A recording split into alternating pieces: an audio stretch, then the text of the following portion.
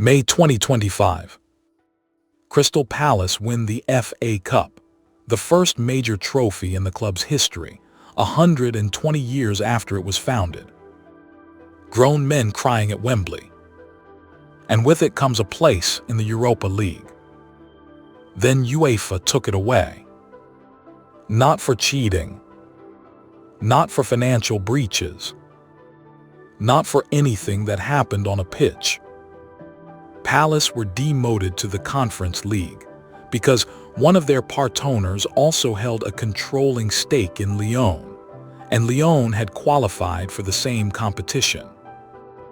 Palace appealed to the Court of Arbitration for Sport. They lost, and they weren't alone. In the same summer, 2 more clubs were thrown out of European competition for the same reason, appealed to the same court, and lost too. This is the story of a rule most fans have never read, a deadline change that broke the business model of some of the richest owners in sport, and a loophole that UEFA quietly closed in December, the one every major multi-club group had been relying on. In this video, what Article 5 actually says, how big these empires really are, why UEFA says it has no choice, and the honest question of whether they can possibly win. And subscribe in advance. If the video doesn't deliver, you can just unsubscribe at the end. Deal. Let's start with the rule itself.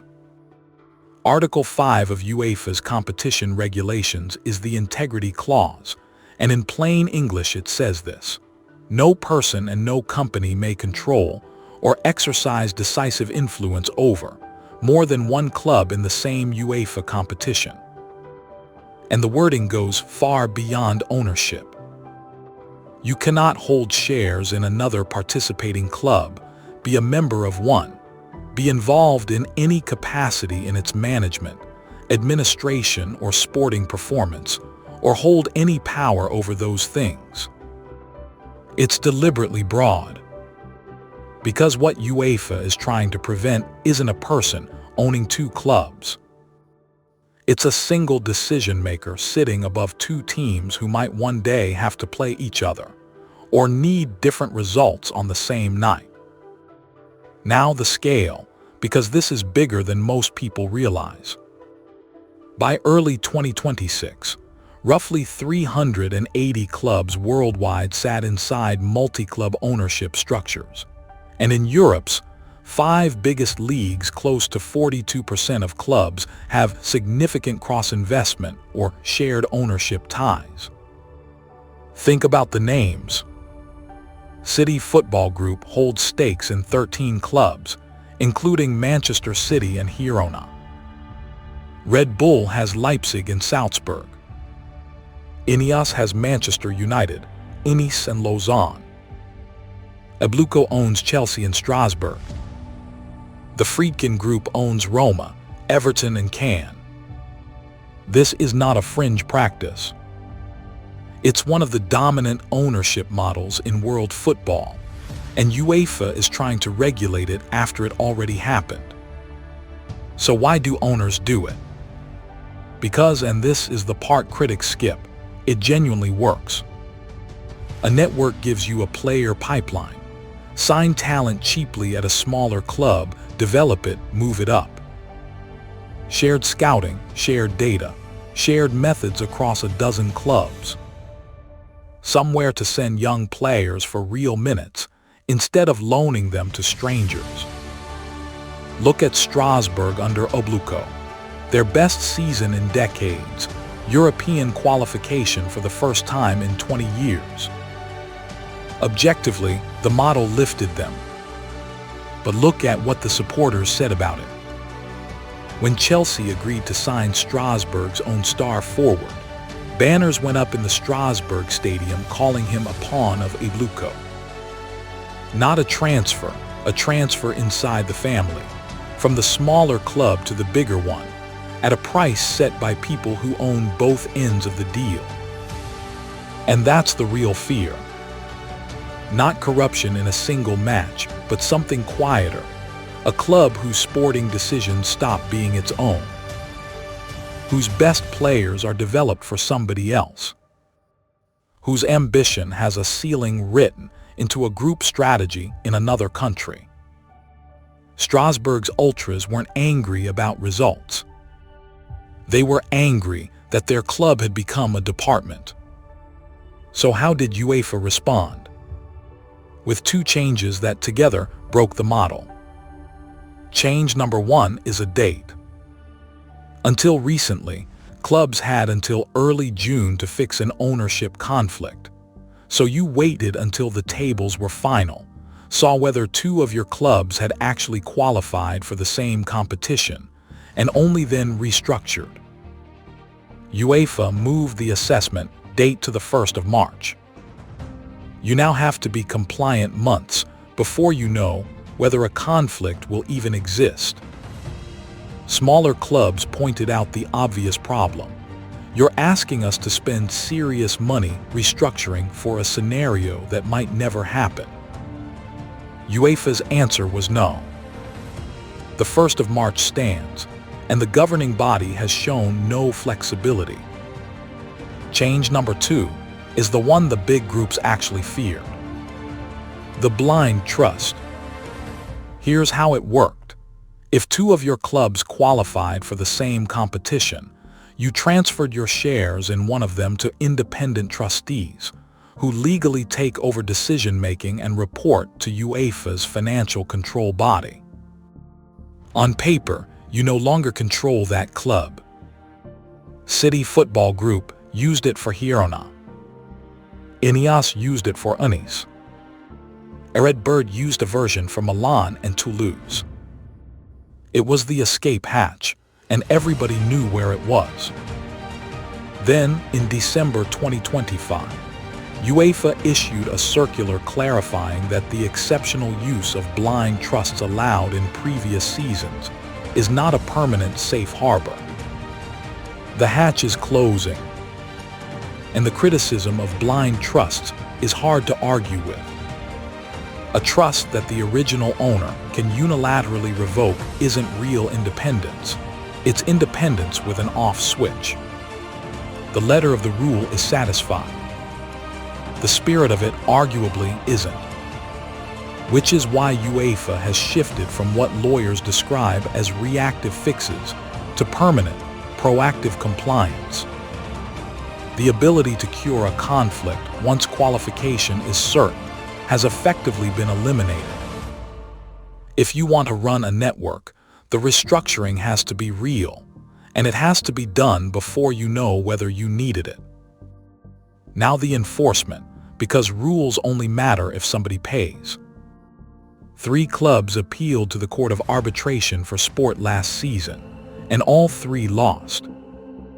Crystal Palace, demoted despite winning a cup on merit.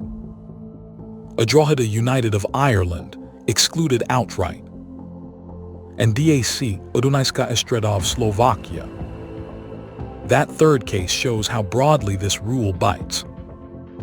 DAC and Uguri ETO of Hungary shared governance through a holding company, and one individual was serving as managing director of one club and chief executive of the other. Same person, 2 clubs, so one had to go.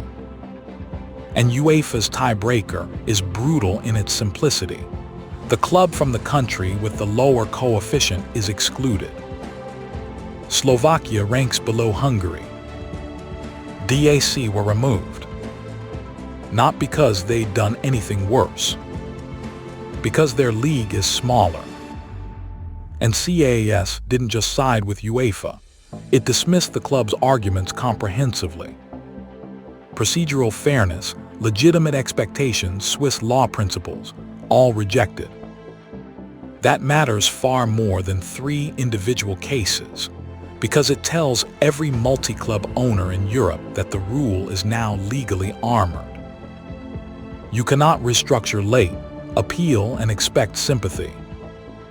The precedent is set, and it points one direction. So why is UEFA doing this at all? The official answer is competitive integrity, and the logic is straightforward. 2 clubs, 1 owner, 1 competition. Even if nothing improper ever happens, the possibility exists, and the perception alone corrodes the thing football sells, which is uncertainty. But I think there's a deeper motive UEFA doesn't state as plainly. Multi-club networks turn football clubs into portfolio assets. A club stops being an institution with its own ambition and becomes a line item in a group strategy, a development site, a feeder, a market entry point, a resale opportunity. And UEFA's entire product depends on the opposite idea, that every club in the competition is trying, independently, to win it. But can UEFA actually win this fight? Honestly, probably not completely, and here's the case against. 380 clubs are already inside these structures. Lawyers openly say workarounds exist and will be used. The rule only bites when 2 clubs reach the same competition, so nothing prevents a group from operating a dozen clubs below that threshold, sharing scouts, data, methods, and players all season. And there's a fairness problem that should bother you. The groups with the deepest pockets can afford the restructuring, the legal advice, the trustees. The clubs that actually got punished were Palace, a club in Ireland and a club in Slovakia. The rule is being enforced hardest against the people least able to lawyer their way around it. So here's where it lands. UEFA is not trying to abolish the multi-club empires, because it can't. What it's doing is making the empires expensive, making compliance permanent instead of cosmetic, forcing owners to restructure before they know whether they need to, and most importantly, establishing in the highest sporting court in the world that if 2 of your clubs meet, one of them loses its place, regardless of what it earned on the pitch. The price of owning football clubs across a continent is now this. At some point, one of your clubs will pay for the other. Crystal Palace won the FA Cup for the first time in their history, and were still moved down a competition. That's the message, and it was sent deliberately. So tell me in the comments, is UEFA protecting the integrity of the sport, or punishing smaller clubs for structures their billionaire owners built? And the bigger question, if 42% of clubs in the biggest leagues are already inside these networks, is this rule being enforced 10 years too late to matter? And if you want the full breakdown of the other governance war happening right now, FIFA's plan to sell a stake in the World Cup, and Europe's threat to boycott it, that video is already on the channel.